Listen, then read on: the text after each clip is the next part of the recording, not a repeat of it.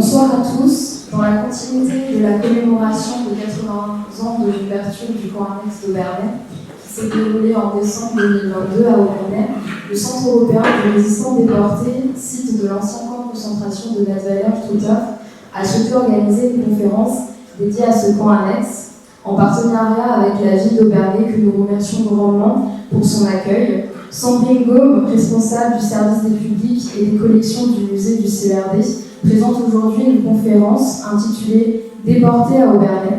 Elle explicitera à cette occasion le développement du système concentrationnaire, l'implantation du KM Natzweiler, l'organisation du camp annexe d'Aubernais et les commémorations de ce pan de l'histoire du KM Natzweiler. Je laisse à présent la parole à l'adjoint au maire d'Aubernais, M. Klaus. Bonsoir, merci. Bonsoir à tous.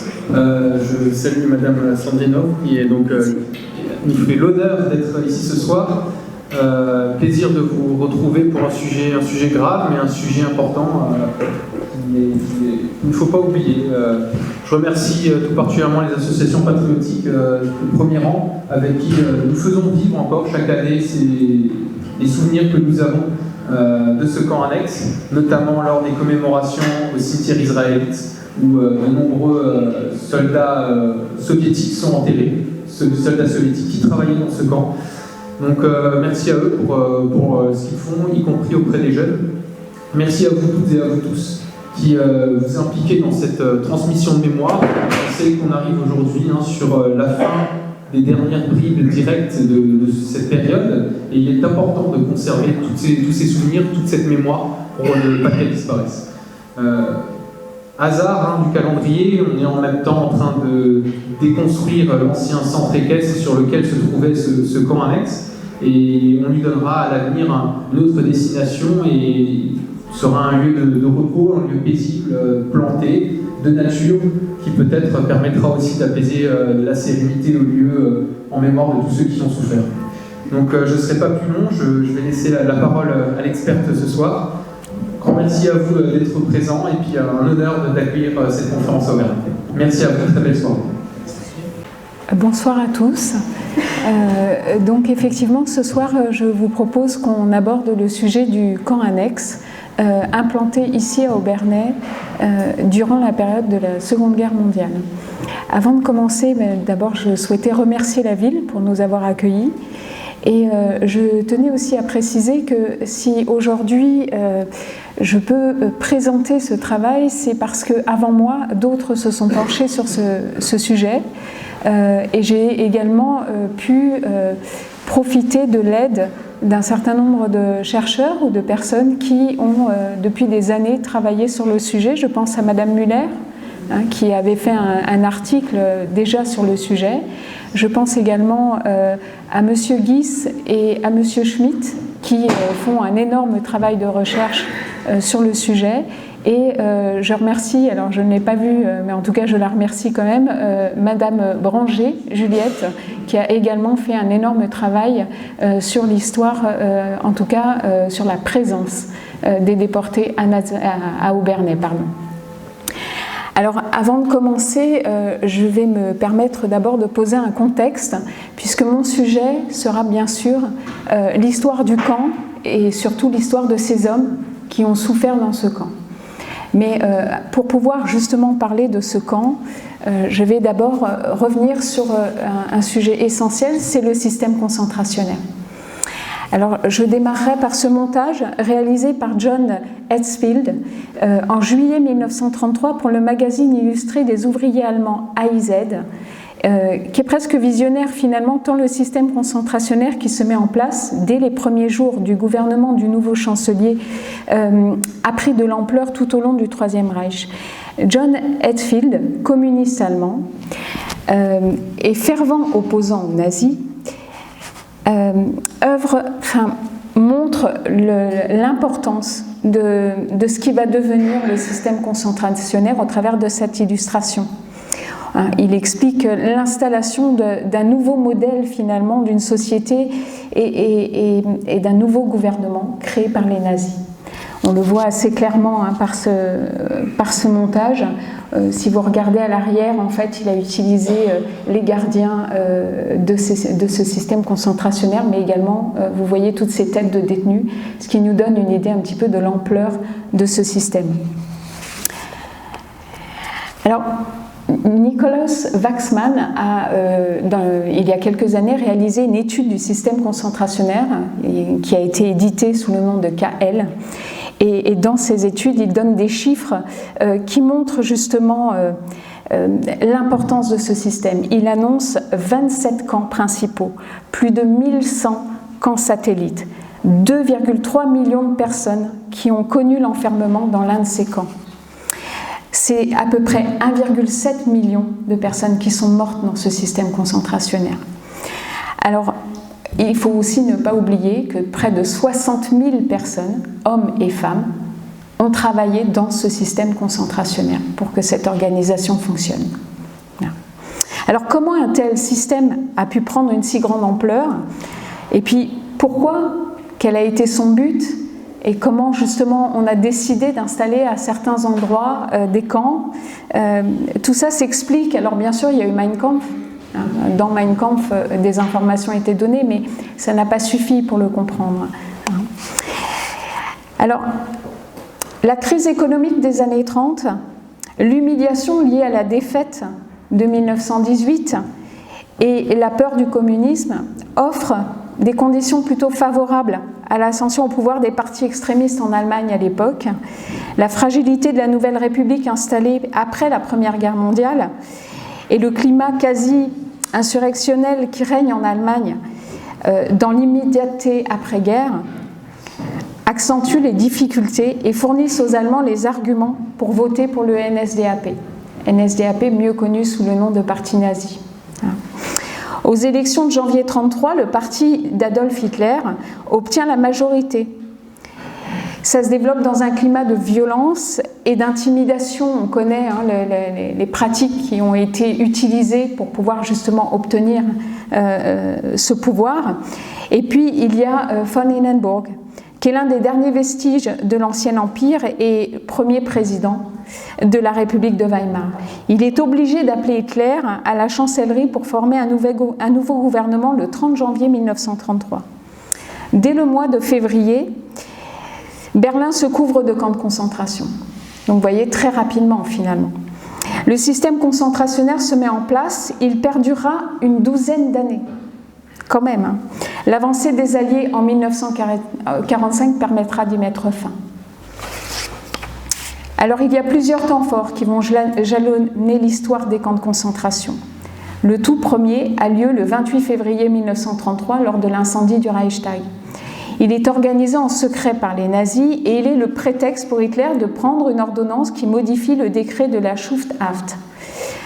Introduite en 1848 dans le droit prussien, la détention préventive visait à enfermer une personne après passage devant un juge pour sa propre sauvegarde et sécurité, en lui offrant la protection de la police et en la mettant à l'abri dans une institution pénitentiaire de l'État. L'ordonnance de 1933 supprime le contrôle du juge et en fait un acte policier qui inaugure une première vague de terreur. Elle permet aux nazis d'enfermer dans le nouveau système répressif qui se met en place des centaines d'opposants politiques. Tous les endroits possibles, sous-sol, caves, entrepôts, usines désaffectées, sont réquisitionnés pour isoler l'opposition de gauche, constituée en particulier des communistes du KPD. La principale fonction de ces premiers camps est de mater violemment tous ceux qui se sont inscrits contre le parti d'Adolf Hitler. La maltraitance et les sévices subis par les détenus marquent les corps, les visages et les esprits. Les mauvais traitements doivent être connus de tous. Plutôt que de mourir, ceux qui passent entre les mains de la SA et de la SS doivent être les témoins de ce que l'on fait subir à tous ceux qui voudraient s'opposer. Le nouveau régime s'impose par la terreur. Ça, c'est le premier visage du système concentrationnaire. Mais progressivement, ce système des camps va s'organiser. Afin de pouvoir être complètement sous contrôle du gouvernement central, Himmler et la SS doivent mettre la main sur tout ce système. Et le 30 juin 1934, Ernst Röhm et la SA en sont définitivement mis à l'écart. C'est la nuit des longs couteaux. L'idée est bien sûr de perfectionner ce système et de l'étendre. Alors, il y a bien sûr les mots d'ordre imposés à tous les détenus qui sont obéissance, diligence, honnêteté, ordre, propreté, tempérance, vérité, esprit de sacrifice, amour de la patrie. On est très loin de l'histoire que je vais vous raconter concernant le camp de Natzweiler et ses camps annexes. La SS des camps est une troupe d'élite. Ce sont des soldats fanatisés qui mènent le combat contre ceux qu'ils nomment comme ennemis de l'intérieur. Ils sont chargés d'assurer la surveillance et la rééducation des masses. Le travail forcé et la violence extrême sont les deux moyens pour mener à bien ce projet. Ça a tout son sens lorsqu'on est en train de parler ici en Alsace. Alors, tout ça, bien sûr, va évoluer puisque les camps vont avoir de nouvelles missions. À mesure que le système se met en place, les camps vont se remplir de nombreux détenus autres que les opposants politiques et les réfractaires au nazisme. On va voir arriver les triangles rouges, alors bien sûr opposants politiques, mais pas seulement, les résistants.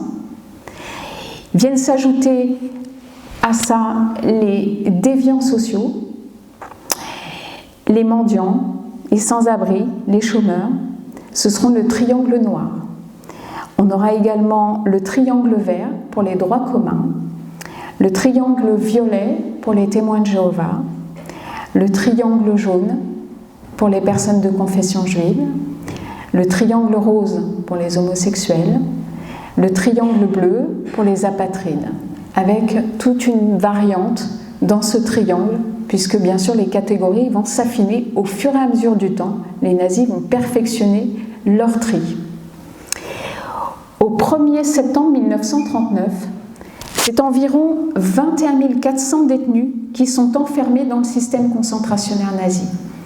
On progresse, mais on est encore bien loin des millions annoncés. La Seconde Guerre mondiale entraîne de profonds changements dans le système concentrationnaire. Tout d'abord, le contingent de prisonniers va exploser. Mais c'est aussi d'autres nationalités qu'on va retrouver dans le système concentrationnaire. Il y aura les Tchèques, les Polonais, les Républicains espagnols, les Français, et à partir de l'opération Barbarossa, les Russes. Et bien sûr, de nouveaux camps vont ouvrir. Il y aura Neuengamme, Grossrosen, Niederhagen et Natzweiler. Ce dernier est situé à la frontière de la France occupée. Il est destiné à soumettre les populations de l'Ouest. Alors justement, à la frontière des territoires occupés, dans un territoire annexé, de fait, l'Alsace. Nous resserrons un peu notre propos. Alors, Natzweiler, ouvert le 1er mai 1941, c'est un camp de concentration qui est capable de fournir une main-d'œuvre d'esclaves nécessaire à une exploitation, à des travaux, et qu'il va être inspiré, ou tout au moins demandé, par un SS, le SS Blumberg, qui est géologue. Alors pourquoi un géologue réclame l'ouverture d'un camp? Tout simplement parce qu'il a participé à un repérage dans le massif vosgien et également au niveau du Champ du Feu, quelques années avant la guerre, et il a repéré un filon de granit. Et c'est ce filon qui va être le début du Keil Natzweiler. Malheureusement, ça ne s'arrêtera pas à ce filon, puisqu'on sait que les choses vont se développer et que des milliers d'hommes vont être enfermés dans ce camp. Ce camp démarre 21 et 23 mai 1941. C'est l'arrivée des premiers déportés. Ils arrivent en 2 convois en provenance de Sachsenhausen. Alors, il n'y a pas de camp à l'époque.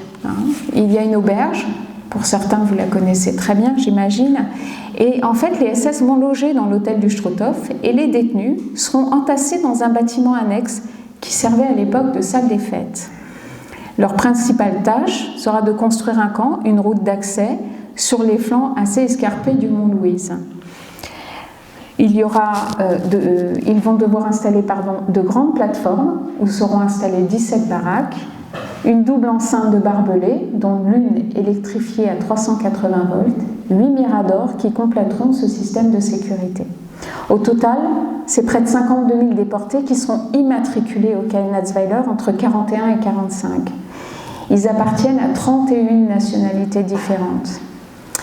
Ce sont essentiellement des opposants politiques et des résistants, mais on trouve également des droits communs, des asociaux, des témoins de Jéhovah, des homosexuels, des réfractaires de l'armée allemande. En fait, on trouvera toutes les catégories de déportation. Ces hommes, car c'est un camp réservé aux hommes, seront âgés entre 20 et 40 ans en moyenne. Le plus jeune avait à peu près 11 ans et le plus âgé 78 ans. Jusqu'à la bataille de Stalingrad, la main-d'œuvre concentrationnaire est utilisée pour construire et aménager le Reich. Ce sont de véritables esclaves, des détenus qui vont travailler pour des entreprises nazies comme la Dest par exemple. Ils vont travailler dans des carrières, comme à Natzweiler, mais pas seulement. D'autres commandos de travail vont être mis en place pour les besoins de ce Reich millénaire que Hitler veut construire et aussi pour les besoins de la SS qu'il a créée et qui nécessite une infrastructure très importante. Alors, Obernai ne sera bien sûr pas à l'abri de tout ça, loin de là. Et là, je vous ai mis une affiche de propagande qui vous montre bien, c'est la cathédrale. Donc on voit clairement que l'Alsace était bien dans le programme d'Hitler. Hitler estimait que cette région était riche. Il y avait eu une cartographie de l'Alsace et il était conscient de toutes les ressources qui pouvaient être trouvées dans cette région. Alors pour Obernai, c'est l'arrivée très rapide des nazis, une implantation très forte, la réquisition de nombreux logements. Je ne vous apprends rien, je sais que les choses ont déjà été traitées, donc ce n'est pas le sujet que je vais développer, mais il mériterait d'être développé encore plus et toujours, pour ne pas oublier justement. Là, je vous ai mis deux photos où on voit une manifestation nazie au centre d'Obernai. Sur la première photo, alors je vais me mettre de votre côté, celle que vous avez sur votre gauche, on voit la façade de la halle au blé. Alors Adolf Hitler est convaincu que la culture joue un rôle important pour pérenniser son empire. Il l'espère millénaire et il souhaite construire de très grands édifices pour son empire. Et ces édifices, il les veut dans des pierres nobles et il va confier à son architecte en chef, Albert Speer, la lourde charge de déployer de nombreux spécialistes dans les territoires conquis à la recherche de ces matières premières. De nombreuses carrières sont repérées en Alsace. Andelot, Saint-Labor, Autrot, Klingenthal, Bar, Eschbar, le Champ du Feu. Ces granites du massif du Champ du Feu avaient déjà été largement cartographiés par le service de géologie d'Alsace et de Lorraine entre 1871 et 1917. Cette région s'est avérée très riche et forcément elle attire. Elle va attirer Albert Speer qui va décider de tout faire pour que cette pierre soit exploitée pour le devenir de ce Reich. Et malheureusement, à Obernai, les choses vont se mettre en place. Alors en 1941, alors je précise que la photo n'est pas exacte, je n'ai pas réussi à trouver la bonne photo pour pouvoir vous l'illustrer, mais en 1941, un site de taille est installé sur le chantier de la scierie de Bure. C'est la scierie de Bure qui est à l'entrée d'Obernai. Malheureusement, en l'état actuel des recherches, nous disposons principalement de sources de seconde main concernant ce site. Des articles ont été rédigés après-guerre, dans les années 70-90, qui rassemblent de nombreux témoignages d'ailleurs, et qui peuvent amener quand même un certain nombre de confusions. La première confusion concerne l'origine du granit. Dans un article de 1993, les blocs sont décrits comme provenant des carrières du camp de Natzweiler-Struthof, où les déportés travaillaient à l'extraction de la roche. La deuxième confusion, elle concerne l'identité des ouvriers qui auraient travaillé à la taille de ces blocs. Certaines publications mentionnent des déportés, d'autres des prisonniers de guerre soviétiques ou même des ouvriers italiens. Ce qui rend la chose compliquée, c'est qu'effectivement, les archives sont très pauvres à ce sujet et il est assez compliqué de lever le doute sur le sujet du site de taille, mais on va quand même essayer un petit peu de le comprendre. Une deuxième installation va voir le jour ici.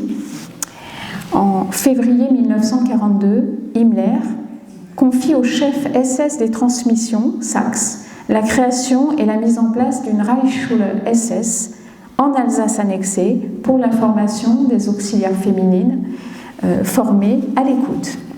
Alors les auxiliaires féminines, c'est un statut qui a été créé en 1942 et on estime qu'il y a eu à peu près 4000 femmes qui ont intégré ce statut.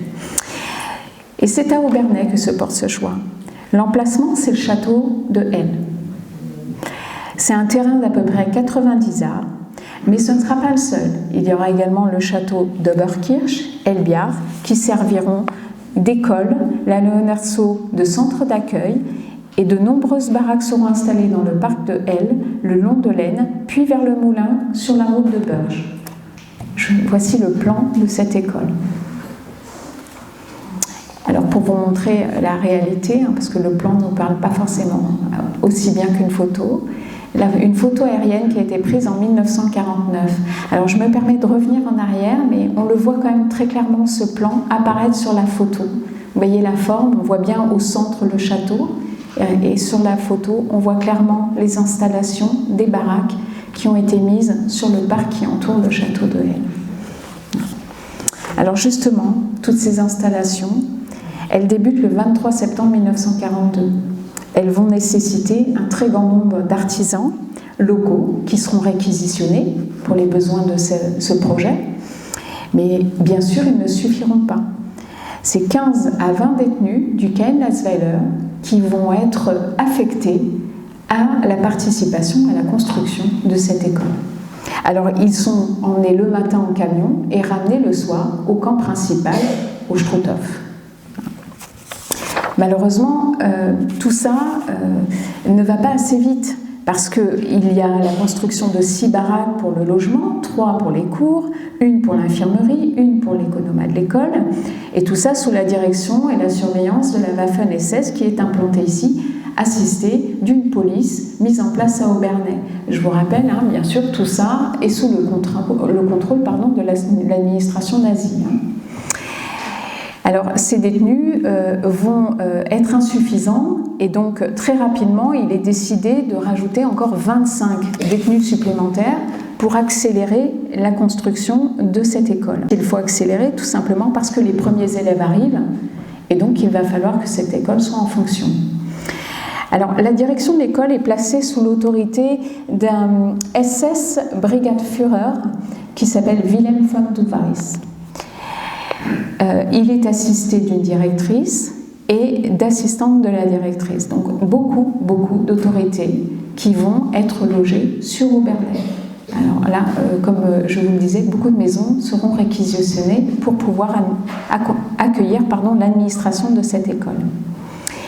Le 5 juin 1943, Himmler va procéder à une inspection de l'école et il demande à ce que de nouveaux travaux d'amélioration soient réalisés et dans les meilleurs délais. Il veut une installation de bibliothèque, il veut des poêles à bois dans les salles de bain, il veut un remplacement des sols, il veut une amélioration des salles de bain. Vraiment, il cherche à ce que cet établissement devienne un modèle, une vitrine de l'enseignement SS. Donc tout ça va entraîner la nécessité d'avoir plus de prisonniers sur place à Obernai. Et c'est dans ce contexte qu'on va mettre en place un camp annexe à Obernai. J'avais oublié que j'ai mis une petite... Alors justement, avant d'en arriver à ce camp annexe, je vais quand même me permettre de revenir sur qu'est-ce qu'un camp annexe. Pourquoi est-ce qu'on ouvre des camps annexes? Tout simplement parce que, comme je vous le disais, on les déplace. On est obligé de les transporter du Struthof à Obernai. En camion, à l'époque, les routes n'étaient pas de la qualité qu'on connaît aujourd'hui. On estime à 1 heure, 1 heure et demie de déplacement le matin, 1 heure, 1 heure et demie de déplacement le soir. Donc un temps de repos. Aux yeux des nazis, les déportés pourraient travailler davantage et perdre moins de temps dans les déplacements. Alors je vous donne l'exemple d'Obernai, mais c'est valable pour tous les camps annexes, bien sûr. L'idée, c'est de mettre sur leur lieu de travail les détenus pour ne pas perdre de temps dans les déplacements. Mais même s'ils ne sont pas dans le camp principal, le système est le même. Ils sont régis par le camp principal, soumis aux mêmes règles et dans les mêmes conditions. Alors, quand on vous parle d'un camp annexe, il ne faut pas minimiser. Ça reste un camp de concentration avec des conditions de vie similaires à ceux que peuvent connaître les déportés dans le camp principal. Alors, on leur donne plusieurs noms. On peut trouver Außenlager, Nebenlager, SS Arbeitslager ou Außenkommando. Selon les archives, on va se retrouver avec plusieurs dénominations, mais toutes ces dénominations parlent des camps annexes. Alors on les appelle en français, les Français ont tendance à parler de camps annexes, camps satellites. On trouve plusieurs dénominations aussi dans les traductions qui sont faites par les Français. Alors du point de vue administratif, les gardiens, les déportés et l'administration dépendent du camp principal. Tout est au camp principal. Les registres, l'immatriculation, tout ça est fait au camp principal. Ce qui, bien sûr, va entraîner une certaine confusion. Parce que lorsqu'à l'après-guerre, on va commencer à réfléchir à l'histoire, enfin en tout cas à vouloir porter l'histoire du camp de Natzweiler, on annonce 52 000 prisonniers au Struthof. Mais en fait, sur ces 52 000, seuls 17 000 sont passés dans le camp principal. Les autres se sont retrouvés dans tous les camps annexes qui apparaissent sur cette carte. Et alors pareil, lorsqu'on parle de Natzweiler, on dit un camp pour les hommes. Il y a eu 5 camps annexes pour les femmes. Donc Natzweiler a enregistré, a immatriculé des hommes et des femmes. Vous voyez, en fait, ça rend d'autant plus difficile de comprendre l'histoire de Natzweiler par toutes ces petites choses qui ont dû être un petit peu étudiées pour comprendre et pour ajuster nos connaissances. Et concernant Obernai, c'est pareil. C'est compliqué de comprendre l'histoire du camp annexe d'Obernai parce qu'il est placé dans les écuries, à côté du château de Hell, et donc on avait tendance à associer le camp annexe avec la Reichsschule. Or, ce ne sont pas les mêmes structures, ils ne dépendent pas de la même administration et on ne trouvera pas les mêmes occupants, puisqu'à la Reichsschule, on est face à des jeunes femmes qui viennent pour apprendre une formation, la transmission, pardon. Or, ces hommes qui sont enfermés dans le camp annexe, ils sont là pour travailler jusqu'à la mort. Donc on est sur 2 structures totalement différentes, mais c'est vrai que malheureusement, le fait que ce soit placé au même endroit avait créé une certaine confusion. Dans les années 70, on avait du mal à les dissocier. Alors justement, on en a parlé de ce centre équestre qui est en cours de démolition. Donc on a la chance d'avoir cette photo et là je remercie, c'est Monsieur Guis qui a eu la gentillesse de me la transmettre. Donc voilà le centre équestre où seront enfermés les détenus du camp annexe d'Obernai. Alors voici une archive qui vient du centre d'archives d'Arolsen et en fait c'est la demande d'ouverture du camp d'Obernai. On est donc en décembre 1942. Il n'est plus question de les déplacer du camp principal vers Obernai, ils vont être installés directement à côté de la Reichsschule et surtout à côté des lieux de travail. Alors, le camp il est placé sous la direction de 3 SS différents. Il y aura Zeus, très connu, Busch, puis Steffen. Alors, il y aura aussi les gardiens du camp principal qui vont être mutés à Obernai. L'un d'eux a marqué l'histoire de Natzweiler, mais également l'histoire d'Obernai. Il s'appelle Hermann Traut. C'était un gardien extrêmement violent et dans les témoignages, qu'on a pu trouver après-guerre, on se rend compte qu'effectivement, que ce soit à Natzweiler ou à Obernai, son comportement était des plus sadiques. L'effectif est à peu près de 200 détenus, en moyenne. Mais en fait, c'est les premiers temps où on va avoir 200 détenus. Courant de l'année 43, il va se stabiliser à 160. Alors là, par exemple, je vous ai mis la fiche du premier convoi. C'est une liste de 200 détenus, effectivement. À l'ouverture, on affecte 200 prisonniers au camp d'Obernai. Mais on se rend compte, grâce au relevé d'effectifs, que l'effectif va beaucoup évoluer. Là, par exemple, vous voyez, je voulais encadrer en vert, ils sont 148 là. Nous sommes en mars 1943, on a 148 détenus de Natzweiler qui ont été affectés à Obernai. Et puis, en novembre 1943, ils sont 158. Tout ça pourquoi ? Tout simplement parce que, j'ai fait avancer trop vite, pardon. Tout ça parce que les commandos de travail vont commencer à être de plus en plus nombreux. On va les solliciter pour la construction de l'école, l'entretien des jardins, la rénovation des salles du château, l'entretien des espaces et du parc, la production alimentaire dans les fermes des environs. On va également les faire travailler sur la propriété de l'école qui possède 2 hectares de jardin, 3,2 hectares de terre mise en culture, 8 chevaux, 24 lapins, 42 poules et 7 ruches. À côté de ça, ils vont également travailler pour la Bauleitung d'Obernai, pour la pose de canalisation, la rénovation et l'aménagement des maisons réquisitionnées, la construction d'une salle de cinéma également. On retrouve tout ça dans les archives des Bundesarchives, où on voit tous les commandos. Et ça nous permet un petit peu de voir justement pourquoi cette nécessité d'avoir autant de personnes dans ce camp. Alors justement, ces personnes, ils sont de toute nationalité. Ils sont relativement jeunes. La moyenne d'âge elle est à peu près de 30 ans pour les détenus d'Obernai. À peu près, il y a une variation quand même. Et puis on va se retrouver avec de nombreuses nationalités. On va avoir des politiques polonais, des Russes, des Allemands, des Hollandais, des Luxembourgeois, des Belges, avec des spécialités, chacun très différentes. Dans les archives, on constate qu'on se retrouve avec beaucoup de maçons, menuisiers, électriciens. On comprend, au vu des travaux qu'on leur confie, il leur faut des personnes spécialisées, et donc on retrouve beaucoup de métiers. Et un métier qu'on va beaucoup retrouver également, c'est tailleur de pierre. Et c'est là où on peut répondre à cette première confusion concernant le site de taille. Effectivement, beaucoup de tailleurs de pierre d'origine des pays de l'Est vont être affectés à Obernai et vont aller travailler sur le site de taille.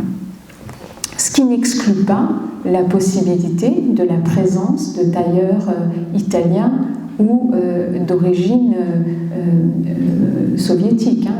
Je ne l'exclus pas, mais en tout cas, je confirme la présence de déportés sur le site de taille. Alors, je me suis permise, parce que je ne peux pas vous retracer tous les parcours, mais il est quand même important de mettre un visage à ces hommes. Donc j'ai choisi cette personne parce qu'elle a survécu et témoigné après-guerre, ce qui m'a permis de compléter les archives par son témoignage. Il s'appelle Willem Wilschutt. Il est né le 11 septembre 1923 à Gouda, en Hollande. Il est issu d'une famille nombreuse. À 14 ans, il a quitté l'école et il va exercer divers métiers, dont celui d'ouvrier agricole. Pendant la guerre, il entre en contact avec les témoins de Jéhovah. Attiré par leur côté très pacifique, il décide de les rejoindre. Il est arrêté le 21 mai 1942 et emprisonné à Rotterdam. Puis, il est transféré dans un camp aux Pays-Bas, le camp de Vught. Là-bas, on lui a demandé de signer une déclaration selon laquelle il renonçait à ses convictions. Il a refusé.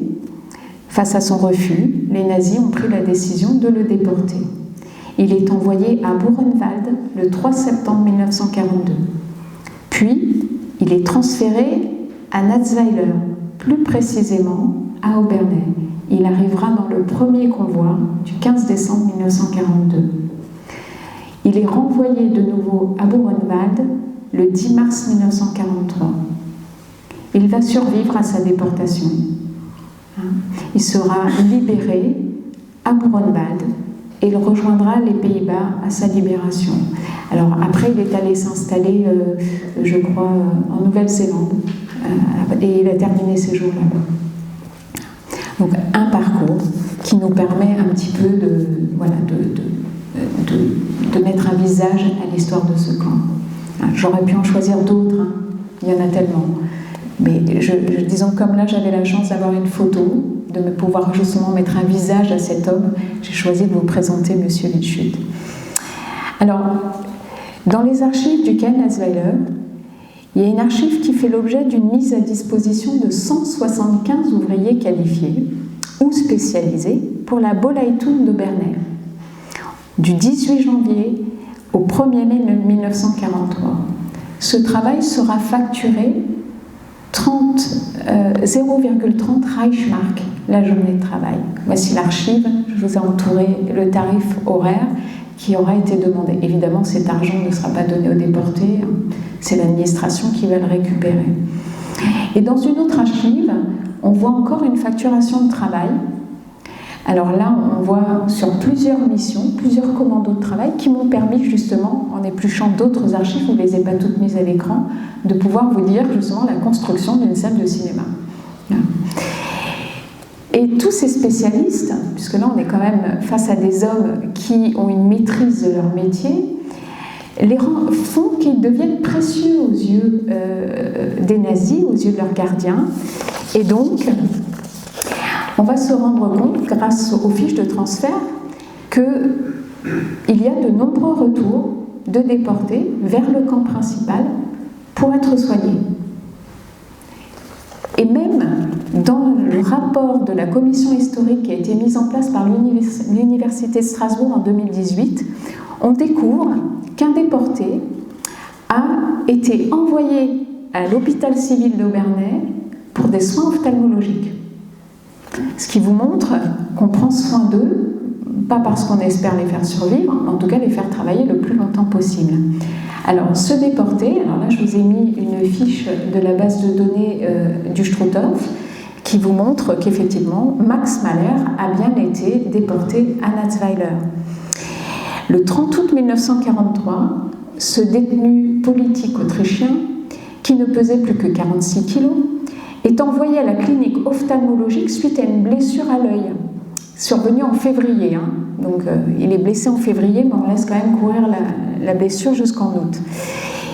Il est ausculté, renvoyé au camp, puis il y retourne le 22 octobre.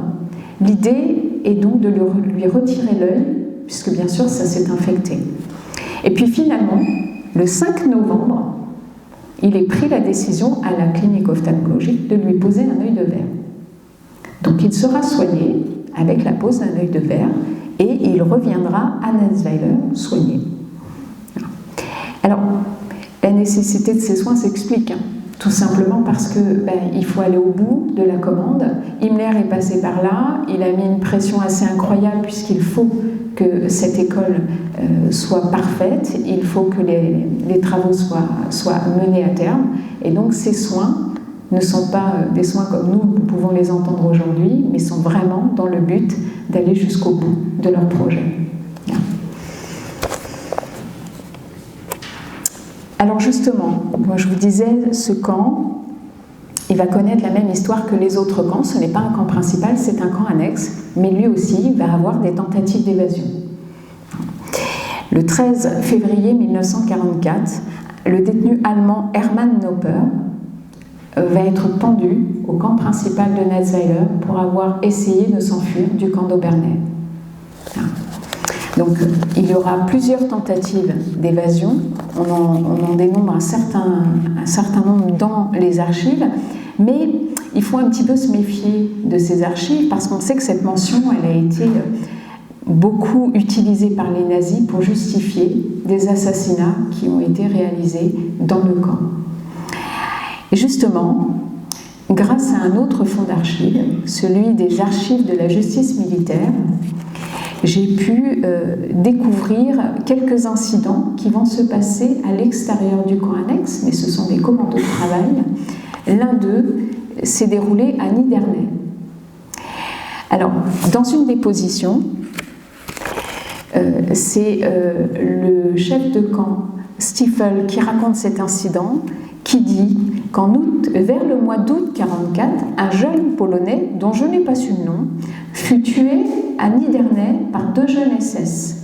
Les 2 gardiens s'étaient arrangés pour faire sortir leurs victimes de la zone de surveillance de façon à justifier leur acte. Il avait soi-disant donné l'ordre aux Polonais d'aller chercher des outils dans un endroit du parc hors de la zone permise. Le malheureux, sans défiance, avait obéi à l'injonction et se dirigeait où il devait aller. Dès qu'il eut franchi la limite, les 2 lui tirèrent dans le dos et le tuèrent net. Voilà comment il relate les faits.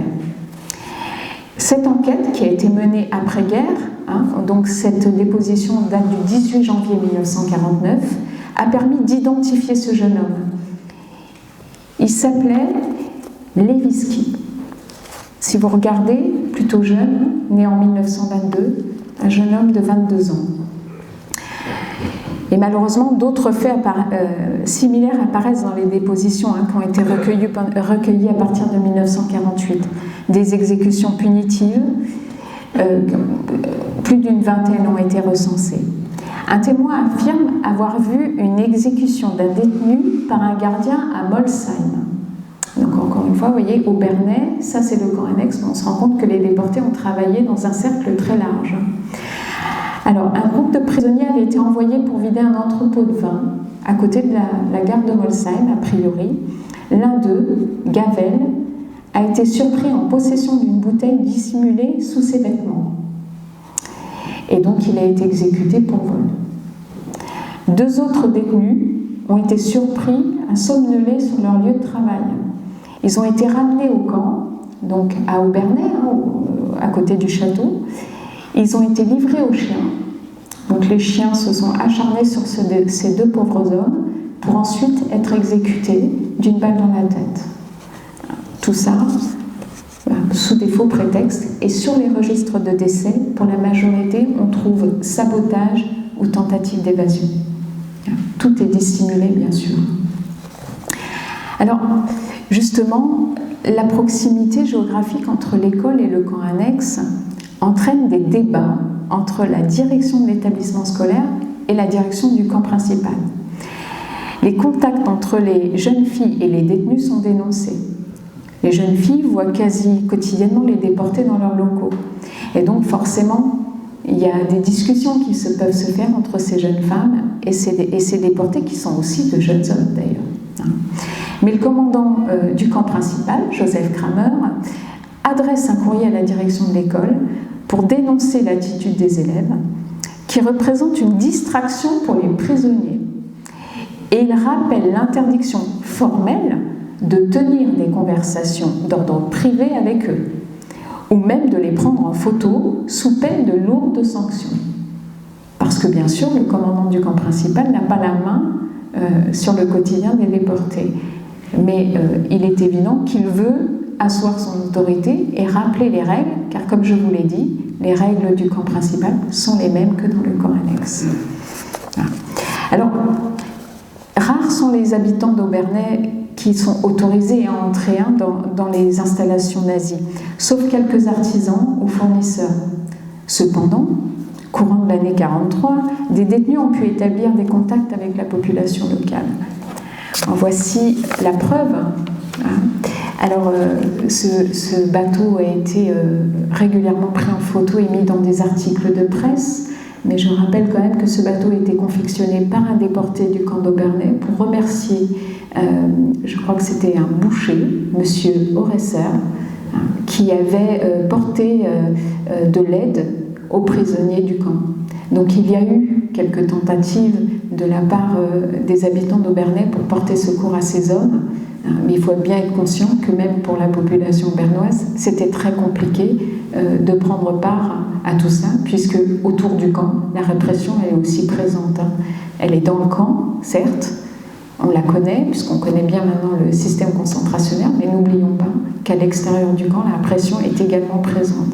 Donc forcément, ces liens sont rares, ces possibilités sont très rares, mais elles arrivent lorsque justement l'occasion se présente. Alors monsieur Schmitt m'a raconté, c'est un monsieur qui fait un énorme travail sur le sujet, me disait que ce boucher avait reçu l'ordre au moment de l'évacuation d'Aubernais, lorsque les nazis ont fui face à l'avancée des Alliés, parce qu'il ne faut pas oublier qu'ils ont fui quand même. Donc ils avaient passé des commandes de viande à ce boucher pour pouvoir justement se substanter pendant leur trajet de retour, et en fait le boucher avait essayé un petit peu de leur donner la mauvaise qualité de viande et garder la bonne, en se disant bon, maintenant les prisonniers n'auront plus de gardiens, je vais pouvoir les nourrir convenablement. Malheureusement pour lui, ces gardiens, ces prisonniers n'étaient plus sur place. Mais vous voyez, la démarche était là. Il n'a pas été malmené, en tout cas d'après ce qu'on m'a raconté, puisque là, c'est vraiment des témoignages totalement indirects, mais qui sont intéressants parce qu'ils nous permettent de comprendre les choses. Et on les comprend pour plein d'autres raisons, parce que des anciens déportés du camp d'Aubernais ont témoigné de ça. Je pense à M. Guilaine, déporté luxembourgeois, il avait 22 ans lorsqu'il a été déporté ici à Aubernais, et il a survécu à sa déportation. Et dans les années 90, il a œuvré pour la mise en place d'une plaque en souvenir de ses camarades de déportation, et lors de son discours, il a souhaité justement rendre hommage aux habitants d'Aubernais qui, au péril de leur vie, lui ont donné clandestinement de la nourriture ou ont favorisé des contacts avec la résistance. Il se souvenait qu'une attaque pour libérer le camp avait été envisagée par un maquis vosgien après avoir pu récupérer les plans des installations par le biais des déportés. Mais malheureusement, celle-ci n'a pas eu lieu car le maquis a été éradiqué. Je vous répète ces propos, tout simplement. Alors en août 1944, l'ordre est donné de ramener les déportés au camp en vue de l'évacuation programmée de début septembre vers Dachau. Mais 20 détenus vont rester ici. Voici la liste des 20 détenus qui seront présents. Parmi ces hommes se trouvait Eugène Beuler, né à Mannheim le 27 avril 1892. Il a été déporté à Natzweiler le 4 août 1942 sous le matricule 944. Il portait le triangle rouge des opposants politiques résistants. Son nom apparaît sur cette liste. D'abord, il est sur la liste du premier convoi du 15 décembre, et là, il est sur cette liste des 20 derniers détenus conservés à Aubernais. Il est sur la 3e ligne. Et donc, il sera évacué vers un autre camp annexe de Natzweiler. Le 22 novembre 1944, il ira vers Genslingen, en Allemagne, et il partira le même jour que les jeunes filles de la Reichsschule, puisqu'elles-mêmes vont être évacuées vers un établissement à l'intérieur des terres, plus proche de Berlin d'ailleurs. Elles sont embarquées dans des camions, alors elles vont partir d'abord vers l'Aar, enfin elles vont avoir un parcours assez incroyable pour essayer d'arriver à destination et surtout pour éviter de se faire attraper, parce qu'on sait qu'à ce moment-là, ça commence à être assez catastrophique. Alors, ben voilà, ils sont partis, et Aubernais va voir arriver les troupes américaines, suivies de près par les soldats du général Leclerc. Ils arriveront le 26 novembre 1944. Ils vont rentrer dans la ville, ils vont libérer la ville. Ça ne va pas se faire aussi simplement que je vous le raconte. D'ailleurs, les blocs de granit qui étaient encore au site de taille vont être utilisés pour être posés sur les routes, pour faire des barrières anti-chars. Il va y avoir quand même des choses assez compliquées. Et si pour Aubernais, la libération est là, pour les déportés du camp d'Aubernais, ça n'est pas encore arrivé. Les déportés vont devoir attendre avril-mai 1945 pour connaître la libération, puisque eux ont rejoint d'autres camps et vont attendre justement que les Alliés progressent pour arriver jusqu'à eux. On a d'autres preuves qui nous permettent encore d'en discuter, puis aussi des choses assez surprenantes. Alors là, par exemple, je vous ai mis une déposition qui a été prise le 16 décembre 1948. C'est le chef de l'état civil de la mairie d'Obernai qui atteste de la présence du camp annexe. Il dit, effectivement, il l'a bien vu, dans la propriété du baron de Hell, d'Oberkirch, il écrit. Il dit que ça a été réquisitionné par la SS et il affirme qu'aucune déclaration de décès provenant de ce commando n'a été enregistrée dans les registres de l'état civil, ni de corps enterrés dans le cimetière de la commune. Tout simplement. Il dit non, il n'y a pas eu de mort. Alors, je ne dis pas qu'il ne se trompe pas ou qu'il se trompe. Il faut se remettre quand même dans la situation. On est en 48, on est en train de relever la tête. Et donc, peut-être qu'effectivement, lui n'a pas forcément été se renseigner et voir ce qui s'était passé, voir si des corps avaient été enterrés. En tout cas, lui, il affirme la présence d'un camp, mais lui dit aucun décès n'est à déplorer dans ce camp. Alors, malheureusement, le registre de décès de Natzweiler lui donne tort, bien sûr, puisqu'on estime que c'est à peu près une centaine de morts pour le camp d'Obernai. Alors, rien que pour le premier convoi de 200 personnes, on estime qu'à peu près 84 d'entre eux sont morts à Obernai. Donc, vous voyez, c'est quand même un commando qui était extrêmement rude, un camp annexe, pardon, qui était extrêmement rude, puisque malheureusement, on voit bien que les décès allaient très très vite, parce que la durée de ce camp est relativement courte finalement, mais coûtera la vie à de nombreuses personnes. Alors, aujourd'hui, il reste peu de traces de ce passé. Le site de taille a disparu, le centre équestre est en cours de disparaître, pour du mieux, bien sûr, mais voilà, ce sont les traces de ce camp annexe. Il reste la plaque commémorative qui a été accrochée sur le mur d'enceinte du centre équestre, mais également la plaque sur le monument aux morts qui a été mise en place par la commune l'année dernière et qui marque encore justement le fait qu'on porte cette mémoire. Cette mémoire elle est également portée par quelques descendants de ces déportés. Lorsque nous avons commémoré l'anniversaire du camp d'Obernai le 15 décembre de l'année dernière, étaient présents parmi nous 2 enfants de déportés du camp d'Obernai. Et ces hommes travaillent au quotidien pour porter cette mémoire, pour que l'on n'oublie pas ces héros, car c'est bien, on parle bien de ça, des gens qui se sont levés contre ce régime assassin. Mais malheureusement, cette mémoire, il faut la porter tous ensemble. Et votre venue ici nous permet de dire qu'on la porte bien tous ensemble, puisqu'on est tous intéressés par cette mémoire. Voilà. Je vous remercie. Alors bien sûr, j'aurais encore tellement de choses à vous raconter, mais on m'a demandé de ne pas être trop pipelette. Vous avez constaté que je l'étais un peu quand même. Donc, je n'ai forcément pas tout dit, pas tout développé, mais j'espère en tout cas avoir éclairé un petit peu le sujet.